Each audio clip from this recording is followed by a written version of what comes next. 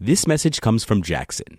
Taxes aren't something you can only think about once a year. With investments, planning for tax day is year-round. Fortunately, Jackson offers tax-efficient products. Visit jackson.com for more information on how our products can make your tax bill a little bit less painful. Jackson is short for Jackson Financial Incorporated, Jackson National Life Insurance Company, Lansing, Michigan, and Jackson National Life Insurance Company of New York, Purchase, New York. Hello, and welcome back to the Psych Legal Pop Podcast. This is a podcast where we talk about popular culture through the lens of an attorney and a therapist. I'm Brooke Brigham, and I'm the attorney. And I'm Tess Brigham. I'm the therapist. And today is our Sister Wives Rewind. We are on Season 4, Episode 3 and 4. These are both short episodes, but as usual, I have like 4 pages of notes on a 20-minute episode. But yeah, especially Episode 3. Not so much Episode 4, but... Oh, well, there's always a lot to say with these people. Yes. So the first one, before we begin... we, at the end of this, if you're interested, you can stay tuned at the end. And we're going to be talking just a little bit about our feelings about this newest season of The Real Housewives of Orange County. Yes. So if you're into that and you like that, we'll talk about that at the end. If you don't like it, then you can just turn it off. Yes. When you get there. All right. So this episode 3, it's called Brutal Honesty. Ooh. And, yeah, that's a weird name for it. But anyway, it starts out Daddy Logan taking all the little girls and Gabe to a craft store to buy things to make gifts for Kody because it's his birthday. And, you know, it's amazing. He literally is like a dad. Yes. He talks like a dad. He's very calm. He's very patient with all the kids. Not like Kody, who'd just be like, yelling and barking at everybody. But, you know, all these girls are all wound up and they're running around. He's like, okay, you know, hold my hand. Come here. Be careful. You know, I mean, he's so parentified. Mm-hmm. He just knows exactly what to do. And so he's talking about how he's leaving within the year to go to college and he doesn't. And then he says he doesn't want to spend his entire life at home. So that shows you like his mindset. He's really like, okay, I'm at the end here. I just got to get through. I'm almost at the finish line and I can leave. Well, what I think is so funny is that Janelle's saying Logan has been more proactive with the little kids because he knows he's leaving for college soon. And then Logan, he says, I wonder, you know, what part of the family dynamic am I taking? What part did I fill? And what's going to happen, you know, how will his absence affect the family? Everybody. Yeah. And I'm like, I can tell you, they're going to lose a parent. They're a parent going to be down a parent. Down one parent. And you know what? Honestly, Logan is doing the work of a couple parents. Yes. To be honest with you. And you are all freaking out because you're losing a very capable, competent parent. Yeah. And you're upset. So then the wives get together. They're going to be planning Kody's birthday party. And I didn't understand this. They're sitting at a table and they're making gift bags from the kids. So for the kids. But why are the kids getting gift bags? I don't know.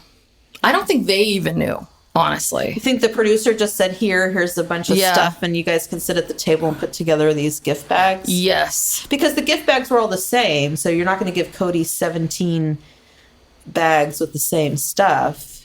But why are the kids getting a gift bag? I don't know. Like it's a birthday party, and so normally when you go to a kid's birthday party, you get a gift bag. This makes no sense. Yeah, no, the whole thing was very, very weird. But, they go into this whole thing of how, there was this whole weird thing about, like, how Kody is the common denominator for the family, so everyone needs access. It was all about access. Yeah.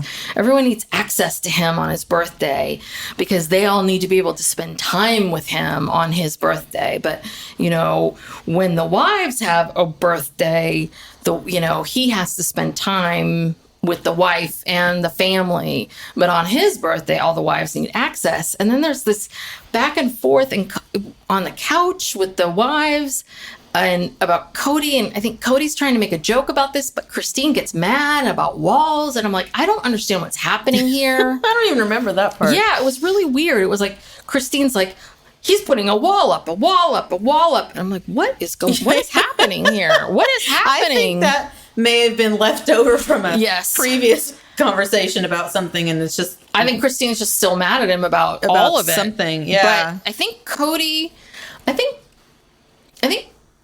was trying to make a comment a little bit about, I think Kody wants to be alone on his birthday. I get the sense that Kody doesn't like the fact that everyone has access to him, or doesn't, I don't know. Like it's too much for him. It's all too much for him, Yeah. I think. I think he maybe he wants more control over his birthday. Maybe he wants something. Yeah. And I think they all got mad at him in that moment or something. And then Christine really jumped down his throat. The whole thing. So, I don't know. Yeah. And then the wives have a discussion about what to get him for his birthday. And they want to get him a new computer, because he needs one, quote unquote. And I love Robyn. She's like, can we afford that? And then Mary says, depends on how much we have in our budgets. And that just reminded me that, Mary gets the same amount of money as everybody else. So, yeah, Mary can probably afford the computer. But, Janelle and Christine, who have all these, maybe not, and I don't know. It was just weird. Yeah. But they also talked about a watch. But they were like, well, we don't know what to pick out, and going through this whole thing. Sounds like he's too hard to shop for. Yeah, that Mary explains that there's no standard way that they get gifts for Kody. So I guess sometimes they all chip in together and sometimes they don't. But apparently Cody's just a very hard person to shop for. Yeah. In general. So then the next scene, Christine is taking Truly over to Robyn's house. They're going to weigh the kids and go to lunch. Yes. And Truly says, our baby, it was so cute. Little Truly. Yeah. So Truly is 20 months and she's 19 pounds, fully clothed. Yes. And Solomon, who's only 3 months, is 16 pounds. So he's a big baby. He's quite big. And she's a small toddler. God, she really is tiny. I didn't small, realize that she was so small. Well, remember, I think that happens later. I was going to say she almost died from kidney failure, but that was afterwards. Yeah. And then there's this talk about whether or not, Solomon and Truly may or may not be the last kids. And so we're back to the surrogacy thing, and Mary pipes in with a comment, and Robyn says that I might have more and Mary might have more. Yeah, we get Christine saying, oh, this is my last child, and Robyn's like, oh, well, this might not be, this may be my last child, maybe not. Mary might have more children, and then of course we see Mary, and Mary's like, oh, yeah, talking about Robyn's offer, and it's like, oh, fuck, oh, yeah, God. She's considering She's considering the offer. It's like, no, you're not. No, you are not considering this offer at all. She's just dragging this out for attention. I'm sorry. If you were considering this offer, you would be doing something by now. Like, Solomon is 3 months old. You've had come on. 3 months? How long do you have to consider that offer that you would even, in 3 months' time, go to a doctor at the very least? Find out, how many eggs you have, or if you're going to be able to use your own eggs, or what the situation is. Yeah, whatever. At least even book an appointment. They have done nothing, not one thing. You know what? The other thing that I think is kind of interesting is the producers haven't even forced her. Like, this is a new season, and they're continuing to talk about the storyline. I'm surprised the producers haven't said to her, like, you kind of need to go do something. Like, you need to kind of do an appointment or something. Like, we need to see you in a doctor's office. Yeah, not just talking about it. Yeah. So I just think that's kind of interesting. So anyway, after the weigh-in, they go to lunch at the Market Grill Cafe. Oh, yes. So Robyn says it's been 2.5 years since she and Kody met, which is not that long ago. So they've been married even less time than that. So I think there's no secret that Christine and Robyn, or, there's some tension there. So I guess this lunch is to sort of clear the air. And so Christine is saying it's still hard for her. And, the same old thing we always hear about. She never thought there would be another wife. She thought she would be the last wife. She was always so secure. She never thought she would be jealous, et cetera, et cetera. Same old, same old. Mm-hmm. And then Robyn says that she has a hard time dealing with their struggles with her. So it's not just Christine. Mm-hmm. All the wives struggles with her because they all accepted her at first. Mm-hmm. And so it's kind of like, well, what changed? And it's hard for her not to take it personally. And I can understand that. I mean, that's legit. Yeah. So it's made me think, okay, so why were they so nice at first? And what changed? Do you think that they didn't really have a choice? Because I know they give lip service to this whole concept about how everyone had to be on board, and you're bringing in a sister wife, and it affects everyone, and it's the whole family. I don't know if I really believe that. I kind of believe that it was just Kody wanted this, because I have a hard time believing Christine ever would have really fully been on board with Robyn. And so she should have had veto power, if she really didn't want it, she should have been able to say, no, I don't want it. Because she feels so strongly about it. And I don't think she was really nice or on board with it at first.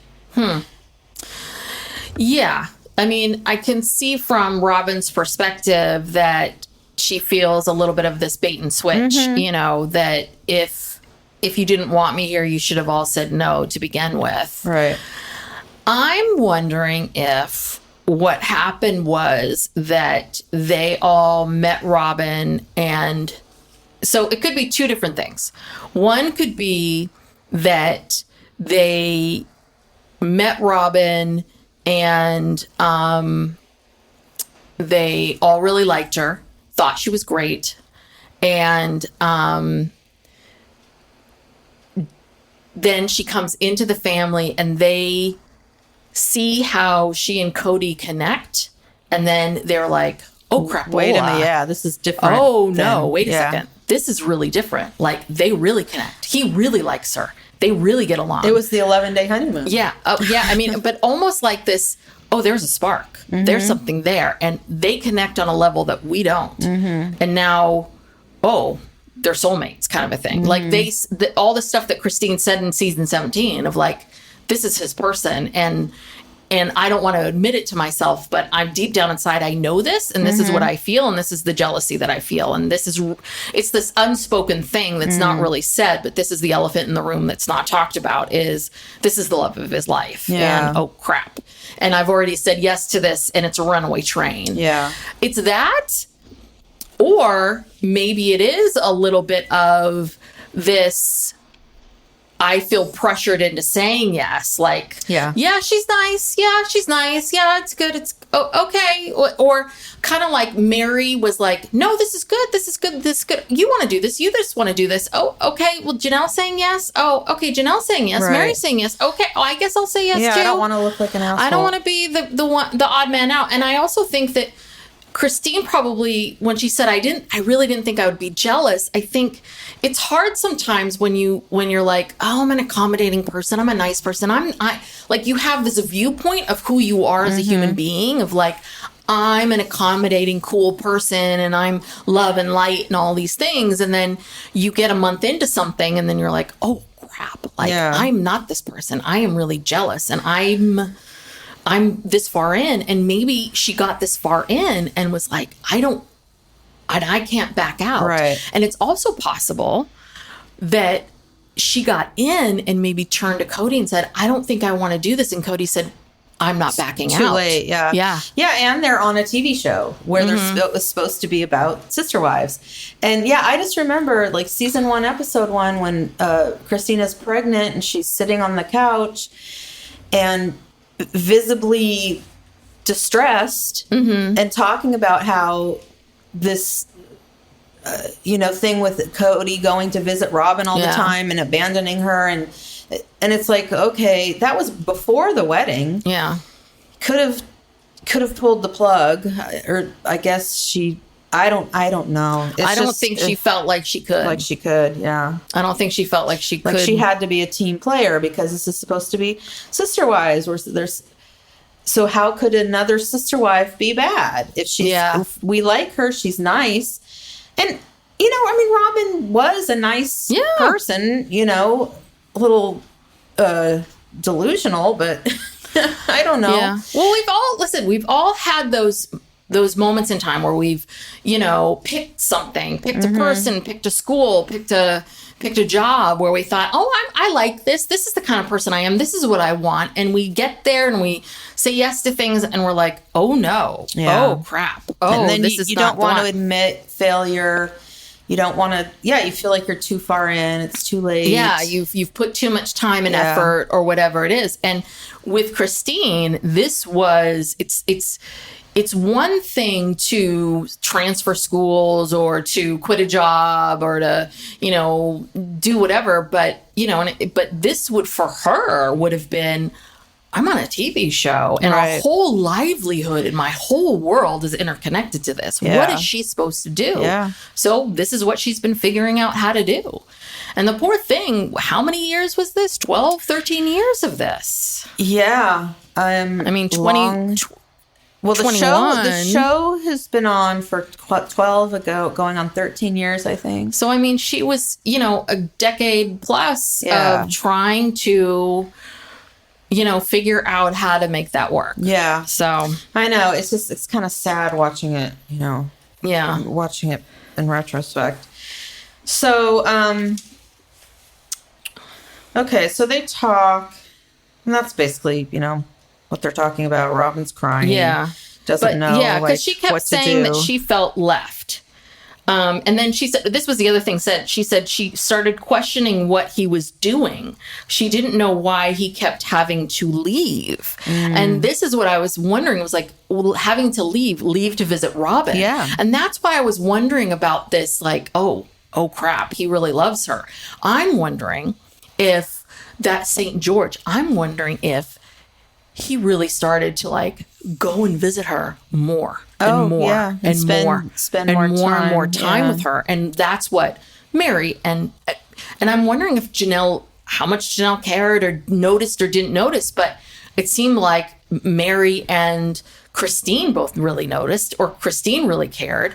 And I think that's what was happening, was that he was going down there more and more, spending more time there, being there. And then her mind starts going of wait a second, are they having sex? What's happening? And she's pregnant. She's at home. Yeah. Pregnant. Oh, yes. Pregnant. And wait a second, and it's getting worse and worse and worse and worse. And now this is happening. Now it's a TV show. That's what I thought was really interesting, was he kept leaving to go where? So if he's going 5 hours away. Yeah. Well, they had to court. So he had to go courting. Yeah. Okay. Yeah. So anyway, that was that. This is, a tale as old as time, this whole thing. Yeah. So, and then there's this little section where Christine and Janelle, they're going forward with their real estate studies. Kody is not going to do it. He wanted to pursue the MLM. Oh, yeah. Okay. Hold on a second. So the name of this place that they go to is called Tailored Marketing, Inc. I was just like, is this the marketing company that they're a part of? I kept trying to look at, what is this building that they're going to? But I thought they were going into a place where to get materials for studying for the realtor's exam. But the name of the company was called Tailored Marketing, Inc. I was like, where are they? What is happening? Yeah, they keep talking about this marketing company. Which we know is there was a lot more with Christine and Robyn's conversation, but we can skip it. I wrote down. I just feel like this is just the same old conversation. There was a whole thing with Robyn talking about what her mom said about how to handle it, and Robyn says she didn't marry just Kody and the family. It's fine. It is really everything they keep talking about, like sister wives, blah, blah, blah. You're right. Same. Okay. But what I think is really funny is like, yes, the original intention was for all of them to do the real estate, but then Kody saw the book. That's right. It's like, that's too much reading. That's too much. He saw the book and saw how thick it was. And he said, I'm not one to study. So he decided not to do that. And then the marketing company came along and he felt like that was more of his skill set. I just love that. Sales. That was his skill set. So Janelle decided she's not going to wait around for these people. And then Christine got the book in the mail, but she got really overwhelmed. But she's going to push past her fears. I'm thinking to myself, what is wrong with these people? Like, what did you think being a real estate agent would be? Did you think it would just be like a one-day class? Yeah. I mean, did you think that did you think that they would just say, oh, you're a real estate agent now? Here you go. You do know that there would be numbers and math and that they wouldn't just let you say, oh, this house is $500,000. Yeah, there you go. Yeah, you have to pass an exam. What did they think this was going to entail? Did you think it was just going to be about putting a sign out? And then you do know that it's about percentages and putting things down and laws and inspections and rules and regulations. Like, what did these people think? I don't know. But I love the fact that Kody saw the book and just said, oh, no, I'm out. Can't do that. Oh, no. Can't do it. Anyway, so then we have Kody's birthday party. Now, here's my question. Why is this at Janelle's house and not Mary's house? Because Mary had the big house. Well, not yet. They're still in their rental houses. But again, Mary has like a 3-bedroom house for just her, or a 4-bedroom house just for her and Leon. Yeah, and she claims to be the one who she wants to entertain and have everyone come to her house. And I'm like, why is this at Janelle's house? I don't know. Who has all these kids? Because Logan's because Logan's doing everything. Yes, so he's like, well, if I have to do everything, we're going to have it at my house. Yeah. Well, Logan's probably prepared this meal. Yeah, he's been working all day on this. Anyway, so that's why. I was kind of annoyed. I'm like, why isn't... Oh, you know why? Because Mary broke her knee. She hurt her knee. Thing. Which, because Kody didn't teach her took her skiing and didn't teach her how to stop. What an idiot. Yeah. So anyway. he opens his computer and he doesn't really seem too thrilled about it. Very lackluster. Yeah, very lackluster. And he says he wanted a fun gift. Aww. And then he says, now I have to go to work because a laptop is all about a job. Well, he was wondering how they could afford it. And I'm like, that's a good question. That is a good question. Now, people, even though you're working for this marketing company, you are all trying to save for houses. Yeah. And he says, now I have to go to work. I thought you were working. Yes. And what about that marketing company? Yeah, what about the marketing job? I mean, whatever. He's so full of shit. Cody is turning 44, and Janelle thinks that's kind of old. Well, keep living, Janelle. But I think it's cute. Well, aren't they the same age? I mean, around the same age? I think maybe, Janelle must be a little bit younger because she thinks 44 is like, woo, getting there. Okay. The kids all give him their projects that they made from the, when Daddy Logan took them all to the craft store.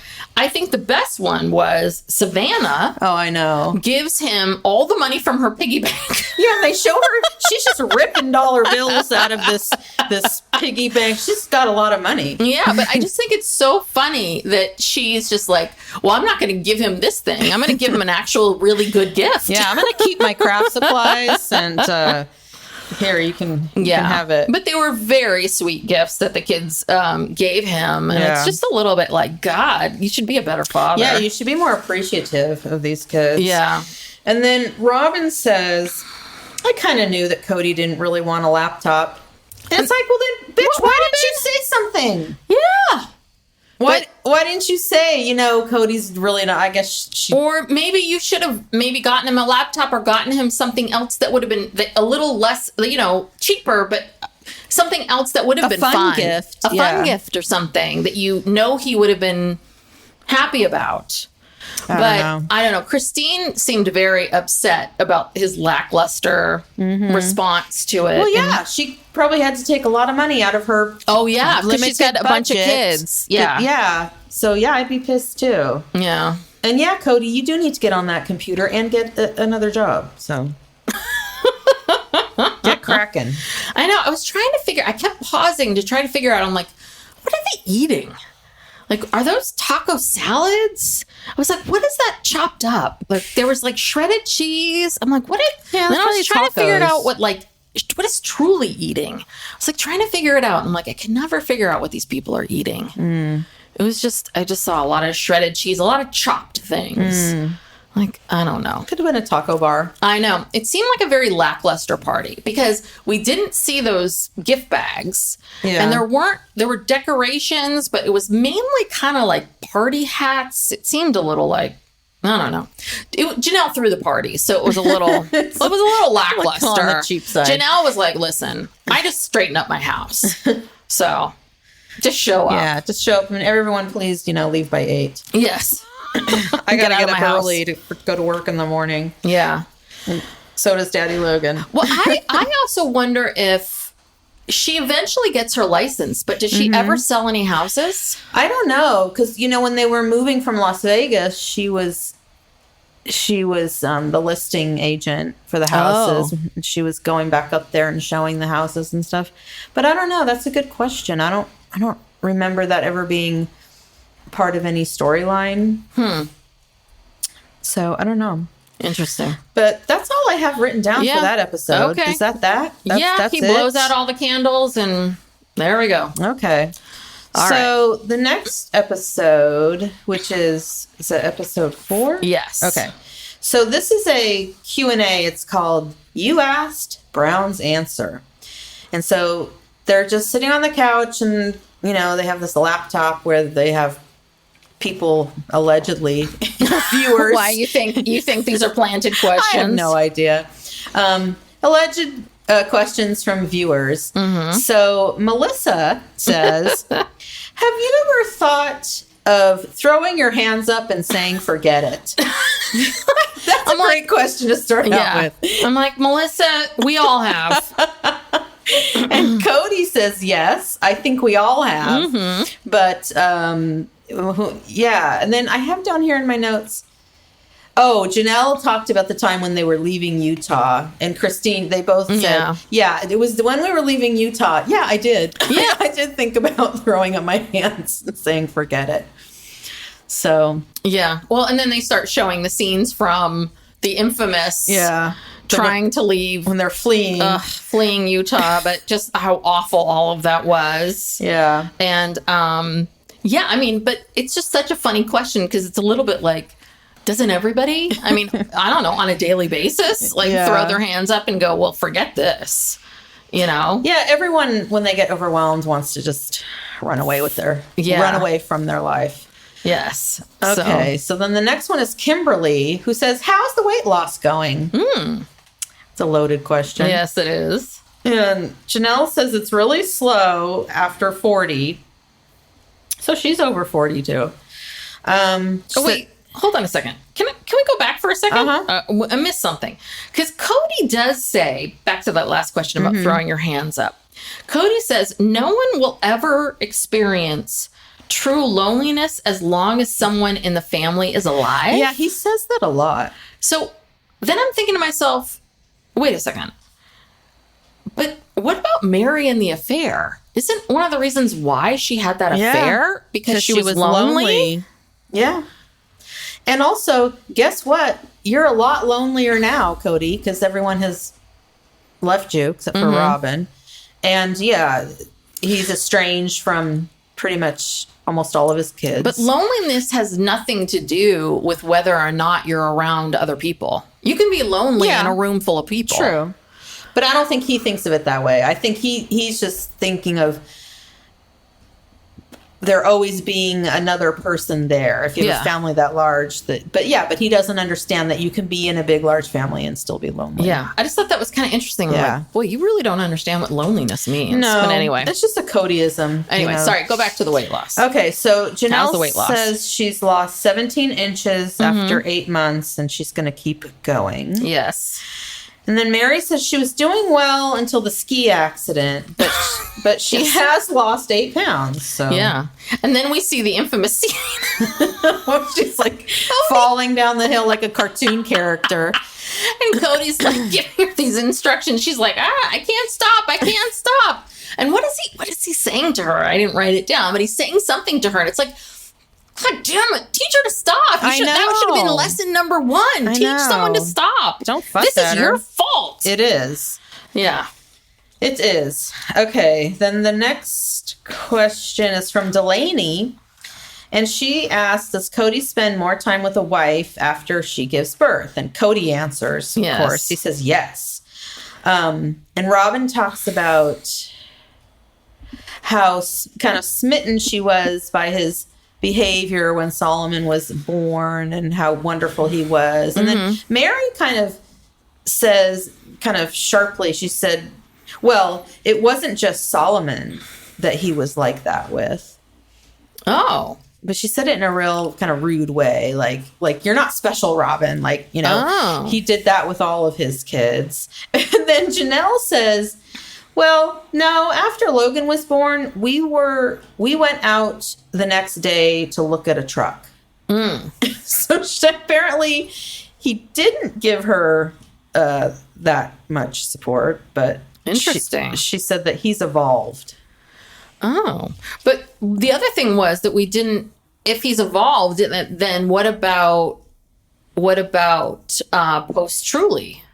Right? We didn't see him spending extra time with Christine after Truly was born. That's true. Like, that could have just been editing, but the way that their relationship is, I'm sure it was not. But we didn't get to hear anything about that, right? Right. No, Christine didn't say anything. Yeah. Well, and also, too, I mean, he didn't have any excuse for Logan, but the more kids you have, the less time you can really spend with, you know, even if it's a new baby, unless you're Robyn and Solomon. Yeah. And I'm sure he did, you know, just use that as an excuse to spend even more time with her. Mm-hmm. So then we have Renee asking, does the investigation carry on even though you're in Nevada? And I forget who answered this question, but basically, I think it might have been Robyn. She basically said, we don't know. Next question. Yeah. And they really don't know. They don't know. That's true. Yeah. They're like, we haven't, you know. No one's contacted them. Or they don't. I mean, how would you know what the police are investigating in another state? You know why? Because you weren't in trouble there. Right. Because guess what? You didn't need to flee. No. And you were fine there, and you're going to be fine here. So there you go. Okay, so the next question I have is from Vicky. And she's asking, what are the do's and don'ts in looking for a sister wife? Ooh. That's a weird question. Yeah. And then Kody says, the man needs to be honest. It's a calling and a devotion. To God. To God. I don't know. My notes aren't very good. Because some of these responses are just so dumb. Yeah. I don't know if did anyone else weigh in on that? I just wrote down, it's like you have to be honest and have a devotion. Mary says you have to have a devotion to God.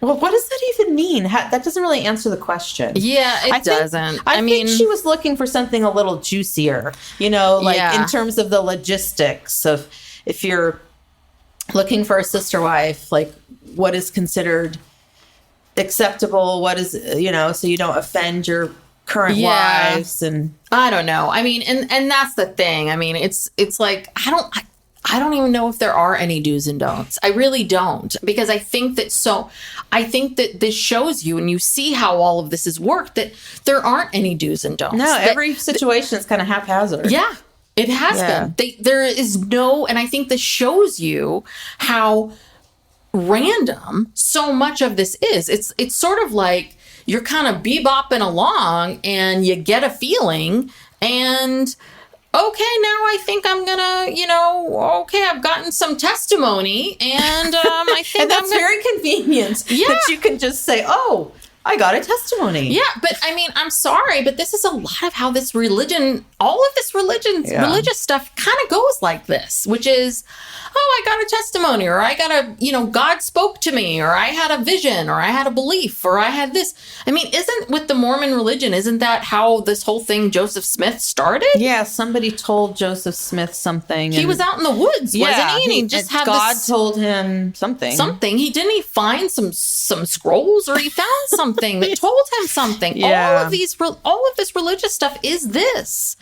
So careful. Okay, but all of this is this. So that's the thing is that I think that I'm sure the person who asked the question, I think, wanted sort of that glamour do's and don'ts. Like, do keep your hemlines like this, and don't, do this. But I don't think there is. I think you have to have a devotion to this religion and to these beliefs. But I don't think there's anything else that binds it together other than the timing of things. Yeah.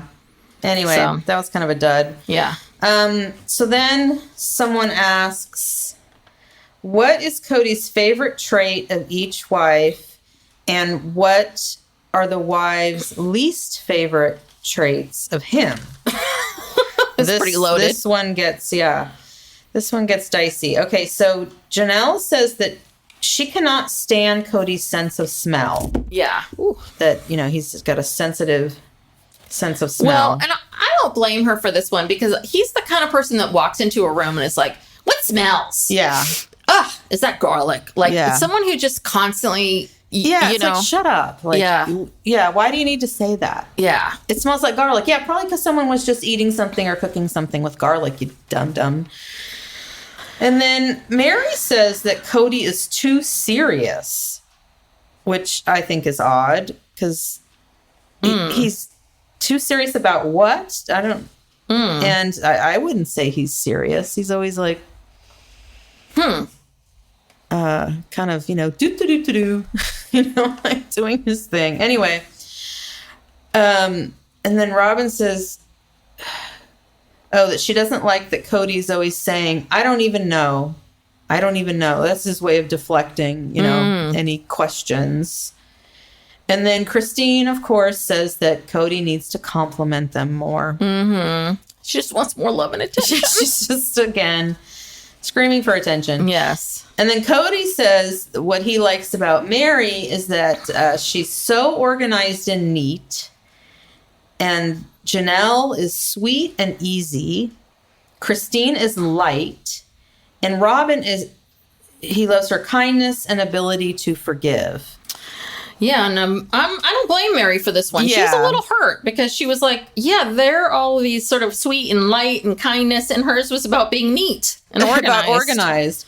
Yeah, and so he tries to save himself by saying, but we couldn't get anything done if it weren't for Mary and her whatever. Sure, they show her moving boxes on, one of their many you're moves. A great organizer, but she's not wrong, which is that's not what she was looking for. Yeah, I think she also was looking for like great sense of humor, or that she's fun to be around, or especially when the other ones are so nice.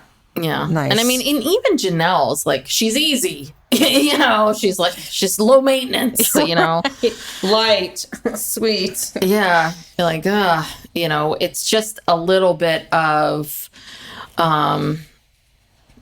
with Christine, it's like she's light, but, Robyn gets kind. Mm-hmm. Kind and her ability to forgive. Forgive who? Yeah. Like, forgive Christine, because, Christine, forgive everyone who's so mean to her. Aww. Okay, so then Shannon asks, do any of the wives wonder what it would be like to be the only wife? And Mary gets mad at this question and says that, no one has ever asked her that, and she's never wished that. But she's very defensive. Which is so weird, because she's the only one that's ever experienced that. Right. Don't you think that's odd? Yeah. She's the only one of these women that's ever felt that or experienced that. So why would you be so mad about that? I don't know. She had a strange reaction. And then Christine said yes, which I'm not surprised about. Duh. And then, but I don't remember. But did Janelle or Robyn say anything? Because I don't have any reactions from them. I think that got edited out. But why would this be bad to think about that? Like what that would be like? Oh, because, they're supposed to be so okay with this. Mm-hmm. They're supposed to be so devoted to the Sister Wives idea. So, I would never even question that, which is just not natural. At least Christine admits, Yeah. She said it would be easier if he was there all the time. Mm-hmm. Which also shows you, she doesn't feel supported, Yeah. So maybe Janelle, I don't know, maybe Janelle said something about like not wanting him to be there all the time. I don't know. Yes. Cut out. Huh. And of course, Robyn would say, "Oh no, I always wanted to be a sister wife. Sister wife. She just loves sister wives. Yeah. So why in God's name she would never think that? No. Well, she's living it now. Now, here's a doozy of a question. Yeah. Danielle asks, "Do you use birth control?" Which, I understand. That's extremely personal. No one's going to answer that. And that's what they say. Yeah. They're not going to answer that. And, but this is awkward. So I think Kody says the wives get to choose how many kids to have, except for Mary. Oh, Mary. And then Robyn says she can choose, reminding everyone that she's... Well, you know her what, Robyn? Surrogacy thing. Yeah, but that actually she doesn't get to choose. Because it's not guaranteed to even work. Yeah, we don't know if that's not... Robyn, do you not understand how biology works? These people need a crash course on, fertility Because how old is Mary at this point? Is Mary 40 yet? She's probably 42. She's 2 years younger than... Yeah. Or 3 years younger than Kody. She's 41 or 42. Because... they had celebrated their 20-year anniversary. They married at 19. They celebrated their 20-year anniversary the first season, which was in 2010. So this is 2012. I think she's probably at least... She's about 41. Because Kody just turned 44. She was 19. He was 22. So they're 3 years apart. So yeah, she's 41 at this one. So yeah, so 41 is... Yeah, so getting eggs from her is... You don't have a ton of egg. I don't know. I don't know what the egg production is at 41, but not great. It starts to drastically decline at age like 28 or something. Oh, really? Yeah. 28? 28. Wow. We barely just made it in. We were both 33, I think. Yeah. Barely made it in under the radar there. But yeah. Fertility is, and again, unless you're a rich celebrity and you can afford to pay, $200,000, this stuff is expensive. This is not money that they even have. Anyway, we've talked about this a million times before. But yeah, poor Mary got... Yeah. Okay, so I don't know who asked this, but this was a question about jealousy. Yes. And Christine just comes right out and says she never felt really jealous until Robyn. Oh, yes. It's how do the wives keep their emotions in check? Okay. Yeah. I don't know. So they played the... What is that question? I skipped right over that one, I think. Well, no, it's they do that. How do the wives keep their emotions in check? And then they play the infamous scene of Mary and Kody at their 20th anniversary date at Lakai, where we see Kody talking about brother husbands and the vulgarity of you with two men with, Makes him sick. Oh, it makes me sick. It's like, well, then how do you think it makes your wives feel? Yeah. God. So, and then, that's when Christine talks about the jealousy of Robyn. And then she tells the story about her birthday and how they were out and about and Kody bought a CD and Christine thinks that the CD is for her and she's all excited and they get in the car and she's like, oh, let's play my CD. And he's like, oh, the CD's for Mary. And, yeah. Okay. All right. So next question is from Jackie. She says, will there be another wife? No. That was easy. But what was his explanation? I have some weird notes written here. Yeah, he goes into this big, long thing about time. And he says all of his wives are lonely. Yes. Didn't he? Didn't he say that? Or something? Yeah. Or did I just fill in the blanks? Sometimes in my notes, I just fill in the blanks. Yeah. I mean, I think he also kind of went into the fact that I feel like he maybe went into something about how he was sort of stretched thin before, and then Robyn came around, and that really even, pushed things even worse, and that things are already stretched thin. And well, that would be the right answer. Yeah, and that really, but he wasn't quite saying no, but he was saying no, and then I think Christine kind of gave him a look like, what, huh? Like, no, this is not happening. And yeah, I mean, essentially, no. It's a no without saying no, but it was a very long-winded no. Right. Essentially. He didn't want to look like, I don't know, didn't want to just commit to that no. Yes, exactly. Okay. That's a good way of saying it. So then Tracy asks, if anything happened to Kody, would you all stay together? Now, what do you have written down? What were the responses? They were very much kind of like a yes. They were sort of vague about, things, but like, I think Robyn was a yes. I think they all sort of said, of course we were. And Christine's like, I, wanted the sister wives, and I would want to raise my children together. And, the way she sort of talked about Janelle, we would raise our children together, and all of these things. Mary was pretty quiet, I remember. But yeah, well, Christine and Janelle sure would stay together. They needed each other, with all those kids. Okay, so then this next one was interesting. A good one. Sarah asks, how would you react if one of your children came out? And then Janelle says, well, I'm interpreting that as, coming out as, she says, homosexual. And she says odds are, with how many kids they have, that they'll have one or two. And, she's pretty spot on there. And she said that she doesn't care. And Christine said one of her kids asked, what if I was gay? I'm sure it was Gwendolyn. Oh, I bet on McKelty. Oh, really? I feel like that's a McKelty question. Okay. Like that's she very just wants McKelty. To see her mom's reaction. Yeah. And I get that's a McKelty question. Yeah.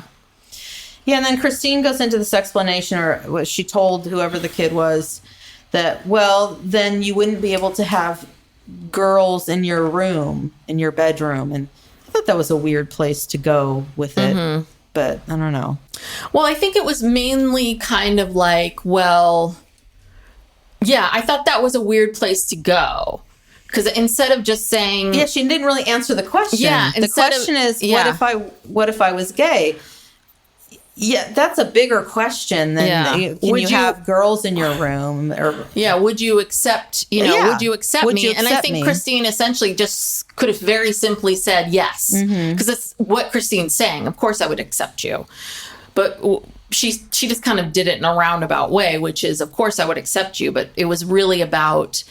Well, yeah, I would accept you, but I would then, the same rules. The rules would be the same. Yeah. I would just, instead of boys, it would be girls that couldn't be in your room. That's all. That was the whole thing.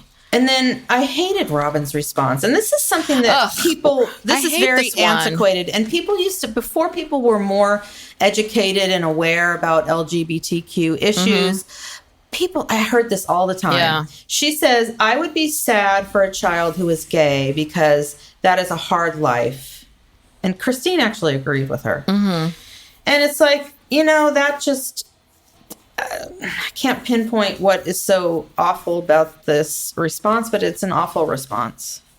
Because it's a hard life. Well, life's hard for everybody. Everybody's got something that's hard. And also you can't not be what you are, be who you are, love who you want to love just because it might be harder. But that's a very simpleton. She's a simpleton, Well, but that's not, you're not answering the question. You're not answering the question, Robyn. That's two separate things. It's like, so would you accept it or not? Would you accept, that's not, would you accept your child or not? It's got nothing to do with whether or not you would feel bad. You would feel like they would have a hard life. That's a pretty sweeping judgment. You're assuming their life is going to be hard. Yeah, well, everyone's life is hard for some reason. Nobody escapes that. And yeah, there are certain aspects of life for people that are harder than for others. But again, you're not answering the fucking question, Robyn. I know. Just answer the question. And then Kody says that they will accept their children no matter what. And Mary said nothing. And I thought that was very telling. I thought it was very telling that Mary said nothing, since we all know about Leon. And I thought it was very telling that Kody says that he will accept the children no matter what, because apparently, from what I've heard, he's not terribly accepting of Leon. No, that's according to Gwen. Is he accepting of Gwen? Probably not. I don't think she has any relationship with him at the moment. Besides Gwen and Leon, is there anyone else in the family? That I'm aware of. Okay. We don't know yet. The jury's still out. Oh, okay. Well, yeah, I guess there could be more that we don't know. Yeah. But those are the two that we're aware of. Yeah. Okay. That have confirmed, themselves. But yeah, I do remember that Mary had a really not a good reaction when Leon told all the parents. And yeah, even even Kody seemed very accepting, and Mary was not. It took her a while to come around, and caused a rift, I think, between them. Okay. So, well, we got Mary's answer right there. So anyway, let's see. Next question. Someone named Rose asks Robyn, how do you feel about divorce? And this seems like a loaded question. Yeah. Or maybe even a planted question, because it gives Robyn the opportunity to talk about how hard she tried to stay in her marriage before. And she says it's not easy for the kids. She was a child of divorce, and she tried to put it off. And then Kody says that his dad always told him that if a wife wasn't happy, they could leave the marriage and find another, husband who could make them happy. But then, he chastised Christine when she said, for the 27th time, I'm not happy. Yeah. I'm leaving the marriage. And he says, well, why won't you stay and try? Yeah. And she's like, I've been fucking trying. Well, here's my other question. The way Kody said that, I was like, are they alluding to, this is what I've always wondered. I've always wondered that if they've alluded to whether or not Robyn was physically, emotionally abused by her ex. This is what I've always wondered, if there was some sort of abuse going on with her ex, and that's why she divorced him. And if this is what Kody was sort of saying, like, my father said that I felt like he's trying to take the heat off of Robyn. Yeah, I kind of feel like that's always what's been said but not said. And the way Kody said that, like, my father said that if you are not happy in this marriage, that you can leave. Just, I don't know. I feel like there's always been this subtext that Robyn feels like she can't say or won't say for whatever reason. Right. And I understand that he, I don't know, that, and that, but that he wants that they want to say, because they want to, show her in this better light. Justify her actions. Right. And I don't know. I mean, I understand why she wouldn't want to put that out there, because, that's her kid's father. It's her kid's father. And also, too, he could, she doesn't want to get sued by him or something. I mean, that's serious to make that kind of an allegation on national TV. So anyway, I don't know, but I've always, I don't know. I don't know what's going on, and I don't know why Kody made that comment. I just thought it was odd. Like, you didn't need to jump in there and defend her. Yeah, but I think that's what he was doing. And so what's really going on here, and why that question? And I don't know. Yeah. I don't know. All right, last question from Natalie. What are your future hopes For the kids and the adults. Yeah. And so Janelle says that she wants her kids to go to college, all be college educated and bring home grandchildren for the holidays. Yes. And of course, Kody says 4 houses right next to each other. He lights up at that. Yes. And the big backyard. Yeah. And then he also says he wants them to be educated and to marry right. So what does that mean? I don't know. Other polygamists. He's dying for, some or all of his kids to be polygamists, Yeah. None of that actually came to fruition, but... Oh, and Mary just wants Christmas lights, or Robyn one of them just wants Christmas lights. Christine just wants big backyards. She just kept mentioning a big backyard and Christmas lights and all of that. Wow. But no, that's not going to happen. But okay, that's her personal hopes and dreams. Yes. Oh, wow.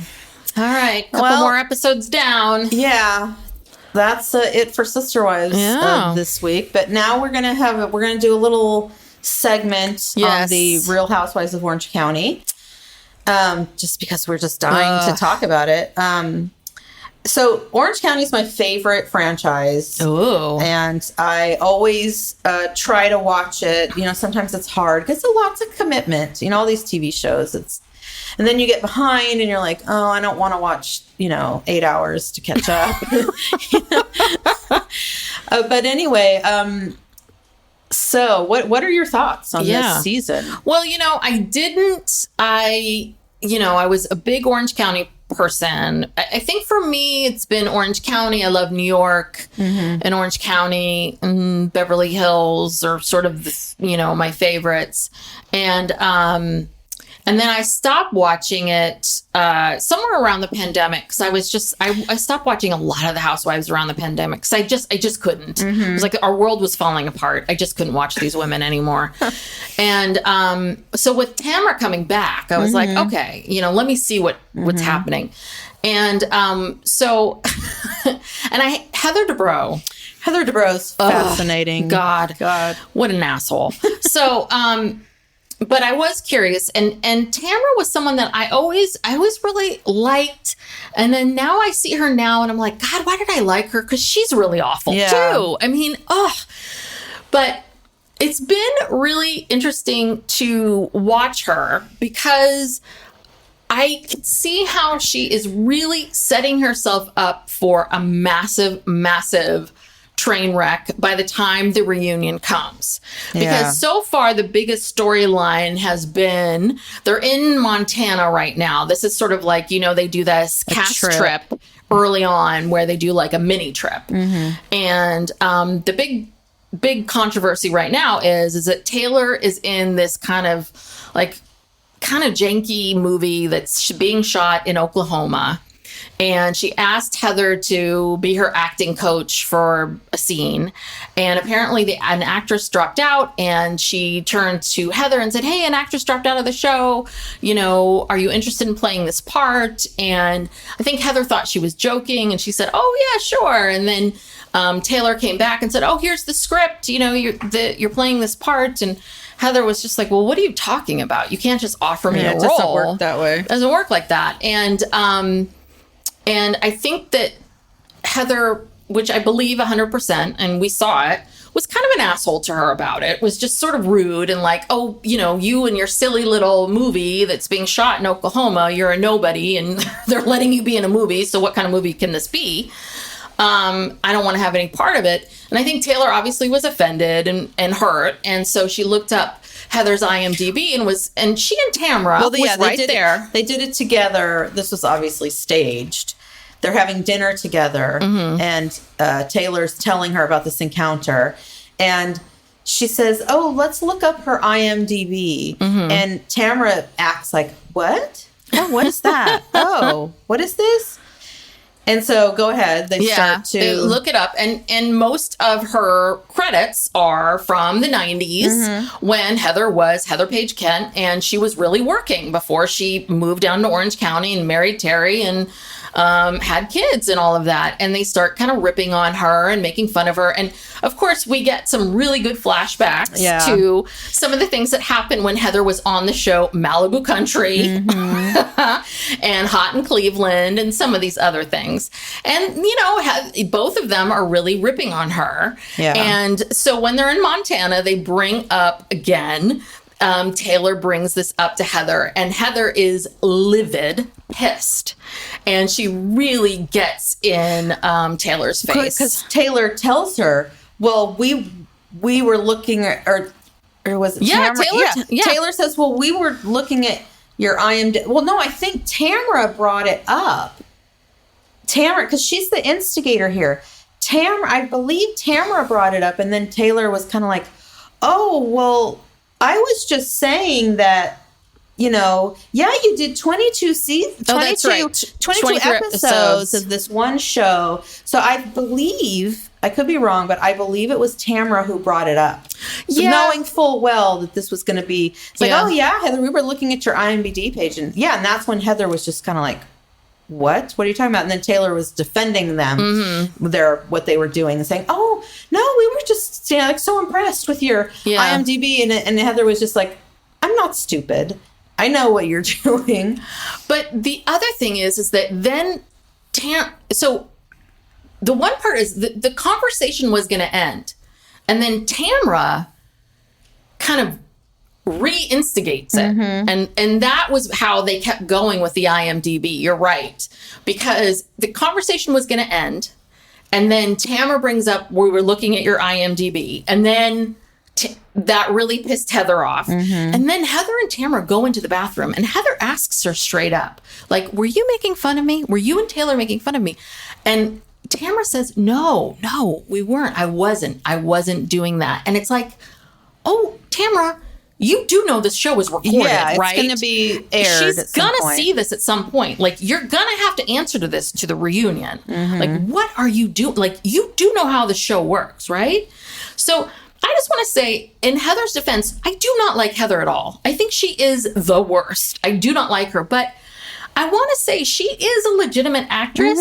And as someone who worked briefly in Hollywood in the 90s when she was there, I want to say that, like, do you know how hard it is to get to that level? Like, how many people go to LA to become actors and actresses to work that hard? The fact that she even got on a show, the fact that she even booked a pilot, the fact that she was a star of more than one show, the fact that her shows went, the fact that she was on shows with people with big names. I mean, I worked with a manager for a while. One of our people that we represented was also on the Jenny McCarthy show with her. I mean, she did have a legitimate career. She probably, if she didn't move to Orange County and marry Terry, she would probably have been on a sitcom as a mom that would have ran for 5, 6, 7 years. She would be a legitimate actress. So there's a little bit of this, like, come on, you know, I'm sorry, but none of you women can, you know, I'm sorry, but you shouldn't be ripping on her. Now, I would also say that this whole storyline of, like, I need to move back. I've given up so much for my family, for my children. It's like, I want to get back in the business. It's like, well, you have been on TV for the last umpteen years. It's not like you've given up. Like, your youngest daughter, I guess Coco's not Coco anymore. Well, I missed all this. Coco transitioned to Ace. So Ace was very little. Like almost a baby. When Heather got on Orange County. Yeah. So I would also like to say that you really did not go away that long. And also, she's been part of her husband's stuff. Yeah. They had a show for a while together recently. She's had several things recently. Yeah, you've had podcasts, you've had books, you've had products, you've had a lot of They sell a lot stuff. Of they have the infomercials, they sell stuff. Yeah, they're doing all kinds of stuff. I mean, and listen, we're both mothers. I had my son. I stopped working for a year. But yes, being a mom did change things for me and my career. But you make choices. She could have chosen to have her children and continue to work. She's making this whole big thing of like, I gave up so much. It's like, no, you made a choice. You made a choice. Again, it's just her storyline. I know. I'm just a little bit like, enough with this. There has to be some way to explain why they bought this, expensive apartment. The small, the apartment, the expensive apartment in Los Angeles, and like what's airing now. After that time, I guess someone had approached them. They were always going to get the apartment, and that was just going to be like a pied-à-terre, like. So I guess if she has an audition, she can go stay there or whatever. But God forbid she drive down. Yeah. Drive back home. There is a lot of traffic, to be fair. But someone approached them and offered them some ridiculous amount of money for their house, like $100 million or something.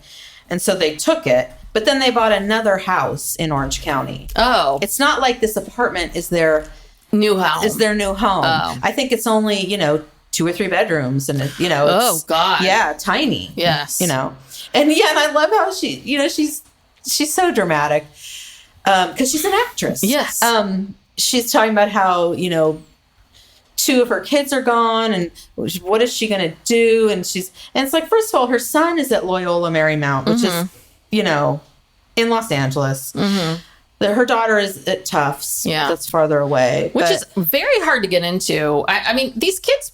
That daughter must be really smart. Tufts is a hard school to get into. I'm just saying. So, and I'm sure she sees them all the time. Because I see her on Instagram, because they have private planes, and she goes to the East Coast to spend the weekend with her daughter and this and that. She's acting like she's insufferable. She is insufferable. Would you ever want to be her friend? I mean, God, she's exhausting. She's really annoying. She is. But the other thing is, we're introduced. But she's great television. Yeah, she is great television.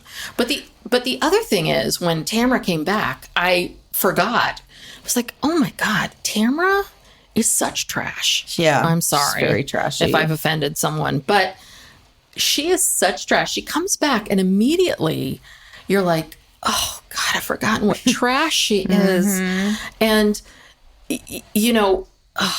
so she has a new friend. She has a friend that she's brought on, Jen. And the big storyline with Jen is that Jen was married for a long time to her husband, are they divorced yet? They're separated. I don't know if they're technically divorced. They're in the process of divorcing. He works in Oklahoma. For her family's business. Yes. And so Jen met her now boyfriend, Ryan. More Ryans and Jens. A Jen and Ryan couple, yeah.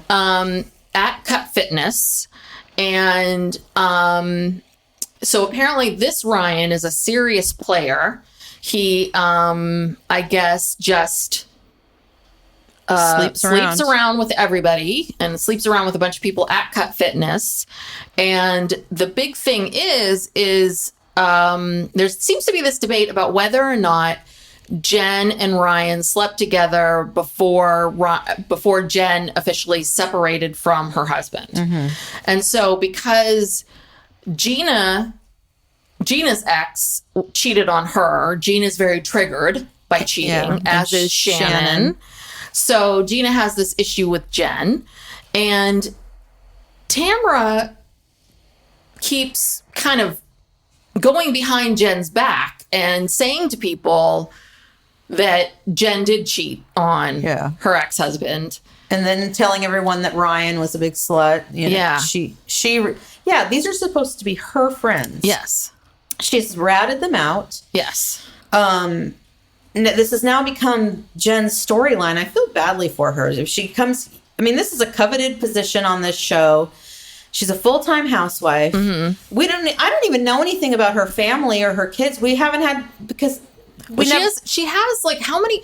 She has like 4 boys of her own, and she adopted a boy. She adopted a boy. I think she has a lot of kids. She has lots. They're all boys. But I don't know anything about her life, because every scene and everything about Jen is just about how she and Ryan are just cheaters. And it's like, where are we going with this? Like, I don't know. I think we're going to a big blow up because Tamra brings on, this is Tamra, it's supposed to be Tamra's friend. She brings her on and so either she's meeting with other people and telling them about how Jen's not being truthful about the timeline of things or when Jen is trying to tell her story, Tamra's standing right there going, be truthful, just be truthful, be truthful. And Jen's like, I am being truthful. It's like, what is happening here? And then she's,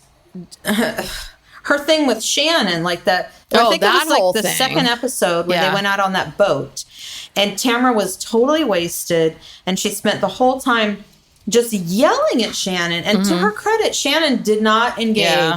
She just kept saying, oh, I'm sorry. I'm sorry. Is that John Jansen? Yeah. Is that John? Is that John Jansen?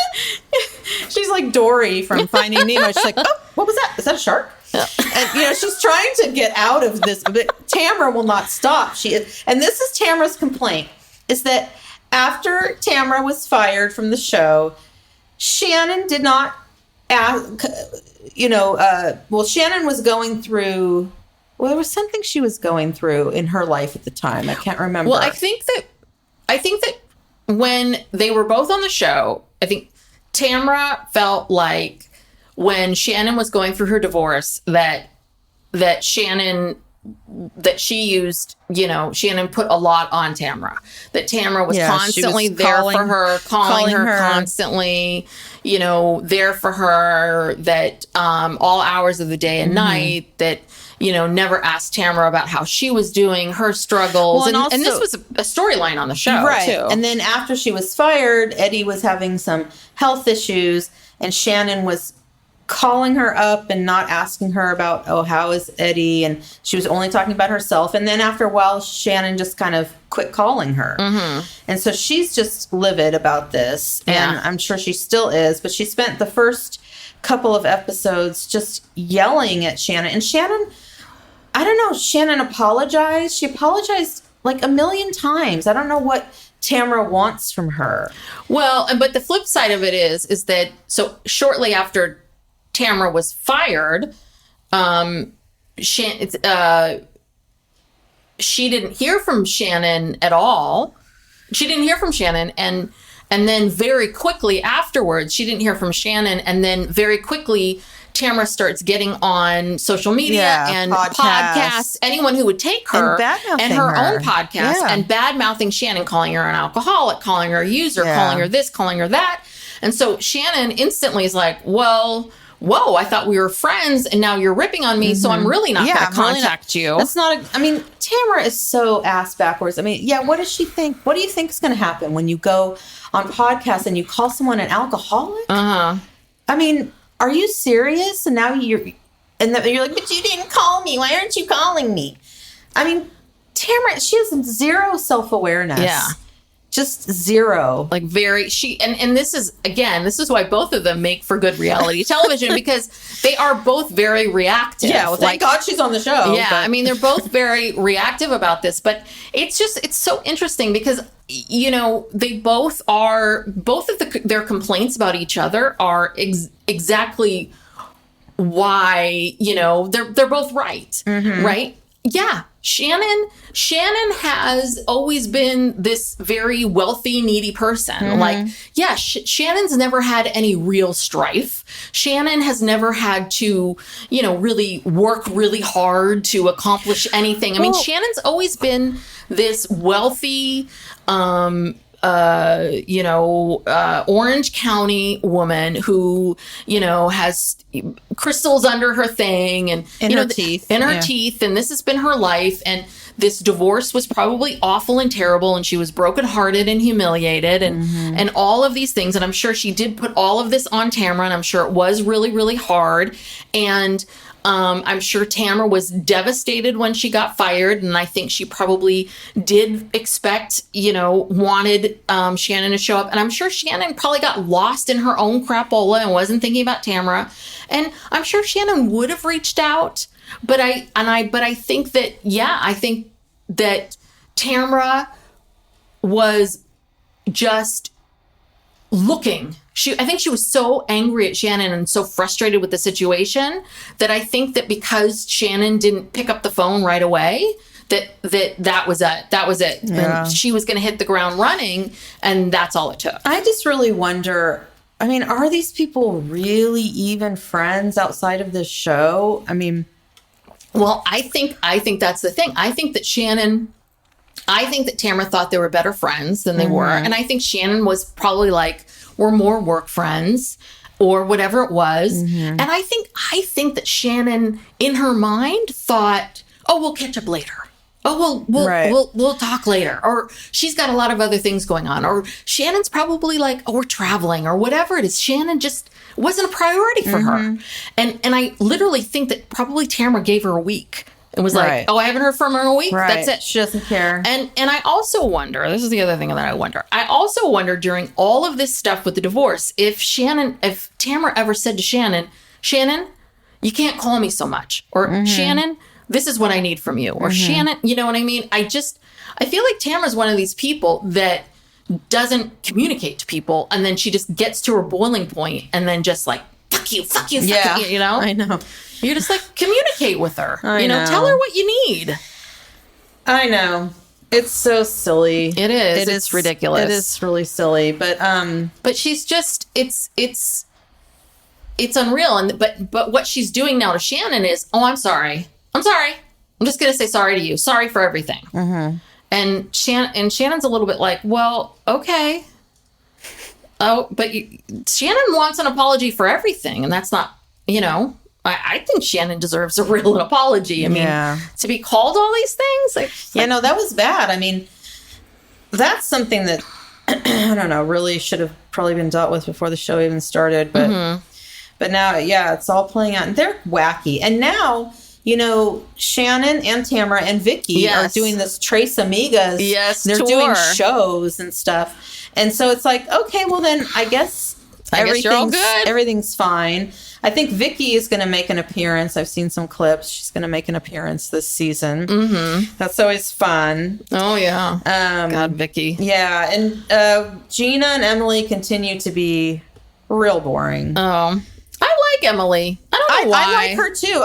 You know why? Because Emily's a normal person. Like, I could see myself being friends with her. Yeah. I can never be friends with Tamara or Shannon or these other wackadoos. But yeah, and even Gina, I think I could be friends with. They're too normal for this show. I don't know. Gina's okay. I mean, Gina, I'm kind of like, the whole like triggered by cheating and all of that. It's like, okay. But see, again, I think that's grasping for straws. Yeah. It's for something to talk about because her life is pretty normal.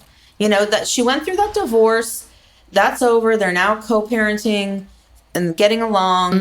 She's got this guy, Travis. They seem to be getting along. And Travis is kind of boring. He's boring. I mean, that's the thing. He's not good reality TV. Who else is on the show? I guess that's it. I mean, he's kind of blah, and she's not even that wealthy at all. She's kind of average. And then Emily, I like Emily. I love Emily. And I also like Shane too. He gets a really bad rap. It gets a bad edit sometimes, but I just saw they were on Jeff Lewis Live, the two of them. And Shane's great. Like he's I don't know. It's hard to explain, but he's not what they edit him or portray him to be. I like both of them a lot, but again, they're just kind of normal. Yeah. They're struggling. It's like, oh, their daughter wants to model. I mean, what else is happening in their life or on the show? I don't even know. Yeah. Shane finally passed the bar. He's got a job. Oh, Emily's now, I guess, not working anymore. So she's going to be a momager to her daughter, and she got COVID and couldn't go to the Montana thing. So that's what's happening now. That's all we'll I've see. seen. I mean, you do need some normies. Like, you can't have all cameras. Can't have all so crazies. If it's going to be really explosive with the other people, like if the other four women are going to be explosive, then you kind of need these other people, especially if Taylor's like in the mix too, and she's really a little wacky. So that might be good. But I have to say, I'm happy Like, I'm happy that it feels like some of it's back. And I think that, each franchise, you've got to really dig into that. And I love the fake lips and the bad extensions and and the plastic surgery and just the general look of all of it. So you have to, you can't you can't expect too much drama. You got to just kind of just love what you're getting. Yeah. The fashions, all of it. Yeah. The white jeans, Well, I think, is it this week or next week? The reboot of New York is starting. Yeah. So it's a completely new cast. I don't know how I feel about I don't know if I have it in me to get to know new people. And I like Jenna Lyons. She's because she had a show on, I think it was HBO Max. That name about sounds her. familiar. Well, she has she's a fashionista. She was the creative director of J. Crew for a long time, and she's they did a whole show about her, a reality show that was just had one season. It was on HBO Max. I watched it. Really liked her, and it was about her life and her background, and it was about her leaving J. Crew and kind of building her own thing. And I think she has not alopecia, but she doesn't have eyelashes, so she has this eyelash company called Love Scene. I bought some of them. They're good, and she has that company, and she's a designer, interior designer now, and she has beautiful taste, and she's the only one I know. I don't know any of them. So, I don't know. Be interesting. I'll at least watch the first episode, see if it pulls me in. Yeah. See what happens. But anyway, for a while I was watching No Housewives, and I felt a little detached from, popular culture. So, I'm trying to get back in. Yeah. I know. Bit. It's just the time. It's just so many shows, so little time. I know. Well, Steve was like, "Oh, thank God you stopped watching it." And then I slowly started creeping back in. He was like, "Oh." I'm like, "Oh, it doesn't affect you." Yeah, just, go in the other room. Leave me alone. I'll put on headphones. All right. Okay. Well, you want to wrap it up? Yes, that was our little brief Orange County. Let us know, give us some feedback if, you like these little, recaps of other shows or whatnot. So please, if you like our podcast, please subscribe. And also, if you could give us a 5-star rating and review, we would greatly appreciate it. You can find us on social media at Psych Legal Pop on Instagram and TikTok. And if you could follow us, that's also helpful to our podcast, getting the word out there. Yep. And did I miss anything? No. Tell a friend. Tell a few friends. Spread the word. Tell a friend about our podcast. And we'll see you next time. All right. Bye. Bye.